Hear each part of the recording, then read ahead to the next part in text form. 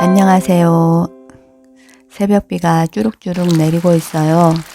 물소리를 들으니까 왠지 따뜻한 이불 속에서 더 있고 싶어지네요. 여러분들은 어떠신가요?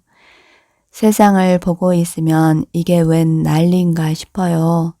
전쟁으로 날마다 죽어가는 사람들이 얼마나 많을까요? 작은 지구에서 얼마나 많은 무기들이 개발되었는지 마치 게임을 보는 것 같습니다. 지구가 심판을 당해 우리 모두가 저렇게 죽을 것이라면 저는 지금 이곳에서 주님의 재림을 알릴 필요가 없었겠지요. 오늘 새벽에 눈을 뜨자마자 유튜브를 봤어요. 조회수가 너무 없어서 기운도 다운되고 실망감이 들더군요. 그런데 곧바로 이런 생각이 들었어요. 하나님께서 성취하시는 일인데 마치 이 일로 나의 의를 드러내려는 욕심을 가진 것이 아닌가 하는 생각이 들더군요. 그래서 곧바로 다시 마음을 고쳐 먹었어요. 성령으로 오신 주님을 어떻게 세상이 알 수가 있겠어요? 이래저래 주님을 믿는 사람들이 고생이다 싶어요. 그러나 걱정을 하지 마세요. 주님께서는 능력의 주 하나님이시잖아요. 하나님은 언제나 하나님의 군사를 예비하셨어요. 제가 전하는 주님 재림의 소식을 분명히 듣게 해주실 거예요. 제가 보아야 되는 유튜브도 주님께서는 볼 수 있도록 인도해 주셨거든요. 정 안 되면 하나님께서 각 사람에게 찾아가셔서 심령에 이 믿음을 주시면 되잖아요. 꿈을 얻은 환상을 얻은 음성을 얻은 무엇을 못하시겠어요. 이렇게 하시는 것도 하나님의 뜻이 있겠지요. 성취된 가정을 알리다 보니 마치 어떤 단체를 공격하고 있는 것처럼 보일 수가 있는 것이 마음에 좀 걸리네요. 그곳의 사람들도 다 나름대로 신념을 가지고 있을 텐데 많이 안타까워요. 하지만 우리에게는 진짜 하나님이 아니시면 아무런 가치가 없어요.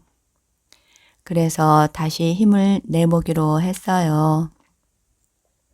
계시록 11장에 7째 나팔이 불려지면 일어나는 일이 기록되어 있어요. 7째 나팔이 불려지면 세상 나라가 주와 그리스도 나라가 되어서 예수님께서 세세토록 통치를 하신다고 하시네요. 하나님께서 세상을 통치하신다고 믿었기 때문에 이 말씀이 새롭게 느껴지지 않았어요. 그런데 우리들의 죄로 인해서 세상 권중 권세를 잡은 사탄이 있다고 말씀하셨잖아요. 예수님께서 그 죄에 대한 사망의 삭스를 지불했다고 하셨어요. 그래서 예수님께서 재림하시면서 다시 세상을 통치하실 수가 있나 봐요. 사망까지도 멸하여 주신다고 하셨어요. 이 말씀이 우리들에게 언제 적용이 될지 모르겠지만 하루빨리 그렇게 되었으면 좋겠습니다. 전쟁으로 수많은 사람들이 죽어가고 있어요. 죽는 것이 어제 오늘의 일은 아닌데도 언제나 슬프네요. 왜 우리 인생은 이렇게 되었을까요? 예수님께서 세상을 위해 죽어야만 했던 이유가 될 거예요. 신이 계시지 않았다면 아무것도 없는 상태였을 거예요. 하나님께서 이 우주 만물을 창조하시면서 이런저런 일들이 생긴 것이 진짜인 게 틀림없어요. 사람들이 제멋대로 사는 것 같아도 그렇지가 않잖아요. 하나님께서 계시니까 이 지구도 희망이 있어요. 물론 저는 하나님께서 살아계신 것을 알고 있지만 인간사를 보고 있으면 정말로 신이 계시는 것이 맞다는 생각이 들어요. 말이 안 되는 것 같지만 그런 생각이 드네요.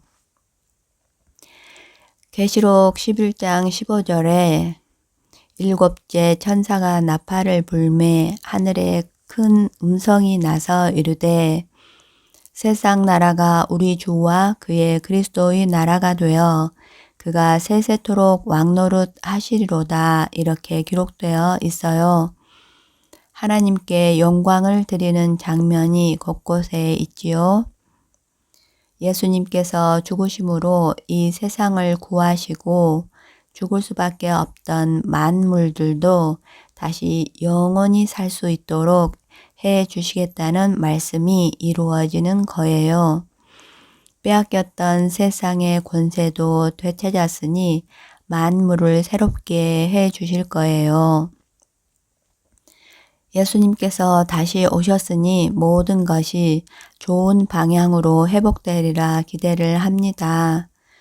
그때까지 우리들이 잘 살아내야 하는 것이 문제이지요. 하루하루 예수님을 의지하시고 끝까지 승리하시기를 바랍니다. 이렇게 주님께서 오시면서 역사하시는 기간이 길어지니까 끝까지 승리하라고 하셨나 봅니다. 오시자마자 모든 일들이 회복되는 것이 아니었으니까요. 심판이 있으면 또 회복도 있겠지요. 주님을 의지하시고 오늘도 승리하세요. 모두 힘내시고요. 그럼 다음에 또 만나요.